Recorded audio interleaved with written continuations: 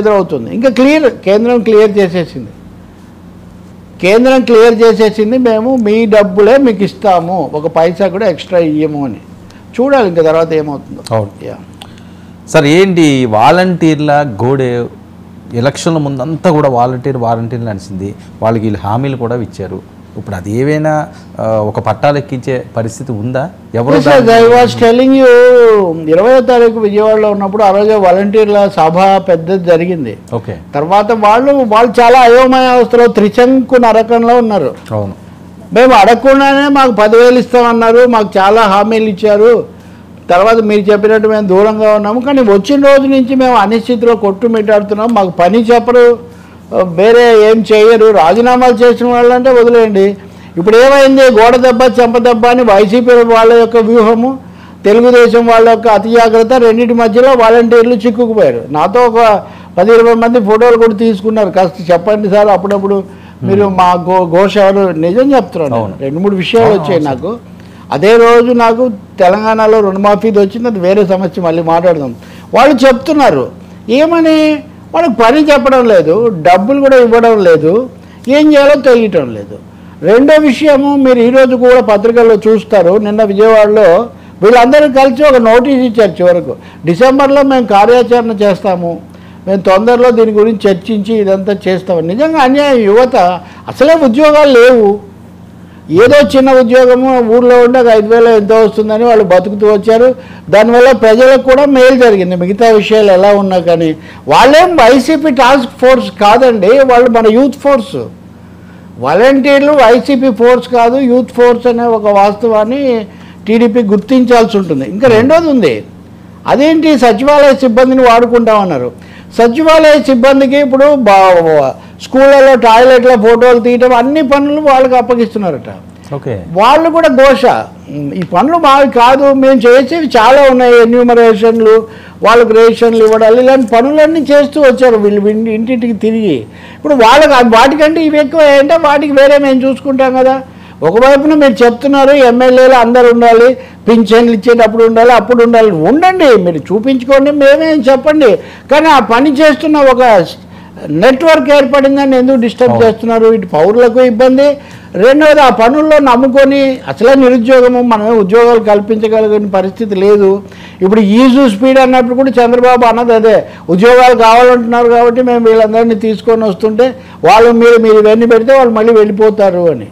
కాబట్టి వీళ్ళకు తప్పకుండా ప్రభుత్వం ఈరోజో రేపో వాళ్ళకు సమాధానం చెప్పాల్సిన అవసరం ఉంటుంది, లేకపోతే వాళ్ళు ఇలా ఎంతో కాలం ఉండే పరిస్థితి లేదు. చాలా అశాంతిలో ఉన్నారు.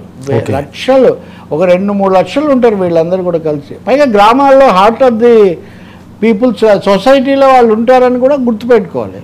ఎందుకు ఈ అనిశ్చితిని తీసుకొచ్చారు, అది ఏదో అత్త మీద కోపం దుత్త మీద అన్నట్టుగా చూపించాల్సింది లేదు. రెండో టీడీపీ వాళ్ళకి ఒకటి ఉండొచ్చు, మా వాళ్ళని పెట్టుకోవాలి కదా, వీళ్ళందరూ అంతకుముందు పెట్టుకున్నారు. ఎట్లా సార్ అట్లా అంటే, గవర్నమెంట్ వేరే మార్గాలు చూడండి, వేరే యాడ్ చేసుకోవచ్చు, దీనికి యాడ్ చేసుకోండి, కానీ చేసే పనులు ఆపటం ఎందుకు, ఆ పనులు మళ్ళీ వీళ్ళకి పెట్టడం ఎందుకు, ఇవన్నీ.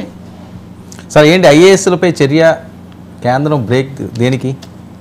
ఇప్పుడు ఐఏఎస్లు వీళ్ళందరి మీద చర్యలు తీసుకోవడం, తాజాగా చూస్తే ఒక ఐఆర్ఎస్ అధికారి ఆ డిజిటల్ కార్పొరేషన్ దాంట్లో ఉన్నాయని ఇంకా మేము పంపించేస్తాము అది ఇది అని చర్య కేంద్రం అనుమతి కావాలి, వీళ్ళందరూ సివిల్ సర్వీస్ వాళ్ళు కాబట్టి.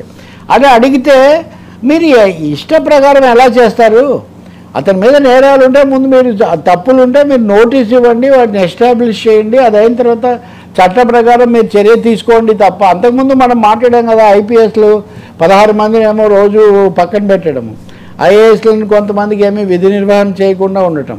కేంద్రం అది కూడా చెప్పింది, ఒకవేళ ఆ సంబంధిత అధికారి తప్పు చేశాడంటే మీరు అతని విధులు తప్పించి జీఏడీకి, జనరల్ అడ్మినిస్ట్రేషన్కి మీరు రానివ్వాలి, కానీ డైరెక్ట్గా మేము యాక్షన్ తీసుకుంటాము వెనక్కు పంపిస్తామంటే కుదరదు అని చెప్పారు.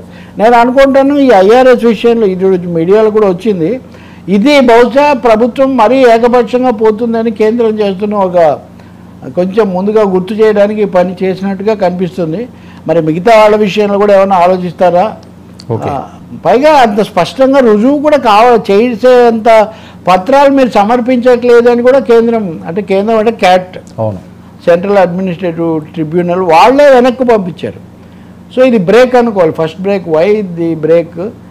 రెండవది ఇంకా ఇది వన్ వే ట్రాఫిక్ అయిపోకూడదు కదా. అవును. ఐఏఎస్లు, ఐపీఎస్లు, ఐఆర్ఎస్లు ఇట్లా వరుసగా ఏం జరుగుతుందో మనం ఇంకా చూడాలి. బట్ బ్రేక్ అయితే పడింది. సరే, ఏంటి ఈవీఎంలు తీర్పు వాయిదా? అసలు ఈ ఈవీఎంల రచ్చ ఎప్పటికొక క్లారిటీ వస్తుంది? ఈ అనుమానాలు అలా పెరుగుతానే అంటే ఈ రచ్చ మళ్ళీ ఇప్పుడు ఏంటంటే కొత్తగా ఏపీలో మళ్ళీ ఎలక్షన్లు అంటూ పెద్ద ఎత్తున ప్రచారం. సరే, ఇవన్నీ పొలిటికల్ జిమ్మిక్స్, ట్రిక్స్ అండి. ఇప్పుడు నాకు అన్ని గుర్తున్నాయి. 2019లో కూడా చాలా కాలం పాటు చంద్రబాబు ఓడిపోయాక ఒకేసారి ఎన్నికలు, ఒకే ఎన్నిక వస్తుంది, 2 ఏళ్లలో ఎన్నికలు వస్తాయని చాలా రోజులు, అంటే ఇందాక అనుకున్నాం కదా మనం, ఎన్నికలే ఏకైక అన్నప్పుడు ఎన్నికల ఆశ చూపిస్తే కానీ పార్టీలో జనం ఉండరు అన్న ఒక అభిప్రాయం. అప్పుడు తెలుగుదేశం ట్రిక్కే ఇప్పుడు వీళ్ళు ప్లే చేస్తున్నారు. దానికి తోడు మొన్న మోదీ ఒకే దేశం ఒకే ఎన్నిక అని ఆగస్టు 15 ప్రసంగం చేయటం.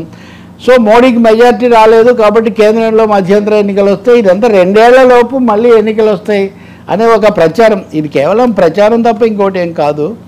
అది చాలా మోదీ అసలు సిద్ధపడతారా లేదా అన్నది కూడా మనం రేపు అసెంబ్లీ ఎన్నికలు అయ్యాక చూడాలి. ఈవీఎంల విషయానికి వస్తే మటుకు హైకోర్టు స్పష్టంగా తీర్పు రిజర్వ్ చేసింది. బాలినేని శ్రీనివాసరెడ్డి వేసినటువంటి కేసు దానికి సంబంధించి ఇంకా స్పష్టత రాలేదని. అయితే 2 శిబిరాలుగా నడుస్తున్నాయి. వైసీపీ వాళ్ళేమో అంతా అయిపోయింది, ఇది మోసం రుజువైపోయింది, భయపడి వెనక్కు తగ్గుతున్నారని. దానికి తోడు ఉండవల్లి అరుణ్ కుమార్ మొన్న మాట్లాడుతూ ఆయన ముఖేష్ కుమార్ మీనా ఏదో చట్ట విరుద్ధమైన ఆయన ఏదో ఒక ఉత్తర్వు ఇచ్చారు, ఆ ఉత్తర్వు ప్రకారం ఈ మెమొరీ ఒకటి మైక్రోచిప్కి సంబంధించిన మెమొరీని తగలబెట్టడం ఇట్లాంటివన్నీ చేశారు, ఇవన్నీ సమస్యకు దారితీసి ఆయన పూర్తి వివరంగా స్పష్టంగా ఎవరు చెప్పడం లేదు. కానీ నిజంగా జరుగుతున్నదంతా ఒకటే, వీవీప్యాట్లను కూడా లెక్క పెట్టడం అన్న దానికి మీరు లెక్క పెడితే తప్ప లేకపోతే రీకౌంటింగ్ ఉపయోగం లేదన్నది బాలినేని వాదన. అవును, మేము మాక్ పోలింగ్ నిర్వహించి ఆ యంత్రం సరిగ్గా ఉందని చూపిస్తాము, మేమేం కౌంటింగ్ చేయమన్నది ఎలక్షన్ కమిషన్ వాదన. వాళ్ళు అదే చెప్పారు హైకోర్టుకు, అదే వాళ్ళ అఫిడవిట్లో చెప్తే వీళ్ళు ఒప్పుకోలేదు. మేము దాన్ని పరిశీలించి చెప్తాము అని తీర్పు వాయిదా వేశారు, 29కి ఏదో వాయిదా వేశారు. సో ఇంత లోపల ఉండవల్లి దాన్ని విషయం బయటపెట్టేశారు, అంతా అయిపోయింది. ఆయన కొత్తగా ఆయన తీసుకొచ్చింది కూడా ఏం లేదు. ఒకటే ఏంటంటే దీని మీద సమస్య ఉంది. మనం ఇంతకుముందు మాట్లాడాం కదా, వీఎఫ్డి ఓట్స్ ఫర్ డెమోక్రసీ, వాళ్ళ నివేదిక అది నెల కిందది. నిజంగా వాళ్ళు జూలై 24 నుంచి నేను నివేదికనే మొన్న ఉండవల్లి దాన్నే మెన్షన్ చేశాడు. అది కొత్తగా జూలై 20 అంటే నెల ఖచ్చితంగా, ఈరోజు 24 అనుకుంటే. కానీ కోర్టు ఒక స్టాండ్ ఏమైనా తీసుకుంటుందా అన్నదైతే ఒక సమస్య ఉంది. సుప్రీంకోర్టు 22వ తారీఖున కూడా ఒక తీర్పు ఇచ్చింది. ఆ తీర్పు ప్రకారం మీకు ఎన్నికల మీద సందేహాలుంటే మీరు హైకోర్టులను అప్రోచ్ అవ్వండి అని చెప్పింది. బాలినేని ఇప్పటికే అప్రోచ్ అయ్యాడు.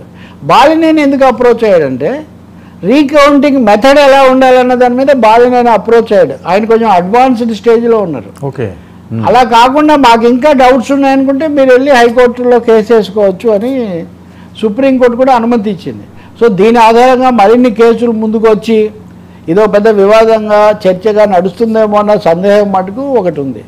ఇంకొకటేమో అన్ఎక్స్ప్లెయిన్డ్ అడిషనల్ ఓటింగ్, 5 కోట్ల ఓట్లు అదనంగా ఎక్కడి నుంచి వచ్చాయి అన్నది కూడా తేలటం లేదు. మనం ఇది చేస్తున్నాం కదా, గత వారంలో కూడా చేసాము, ఆడియన్స్ చాలా ఎక్కువగా చూశారు. కానీ దాని మీద కొంతమంది కామెంట్స్ పెట్టారు, మీరేదో ఎప్పుడు ఇదే మాట్లాడుతున్నారు అని. దీని మీద ఒక సమాధానం రావాలి కదా. ఇష్యూ నడుస్తున్నది కదా, అదే ఇష్యూ నడుస్తుంది. రెండవది మరికొన్ని రోజుల్లో మహారాష్ట్ర, హర్యానా, కాశ్మీర్ ఈ ఎన్నికలన్నీ వస్తున్నాయి కాబట్టి మళ్ళీ ఈ సమస్యలన్నీ వస్తాయి కదా. ఇప్పుడైనా పాఠం తీసుకుంటే ఆ ఎన్నికల్లో ఈ సమస్యలు పునరావృతం కాకుండా మనం చూడొచ్చు.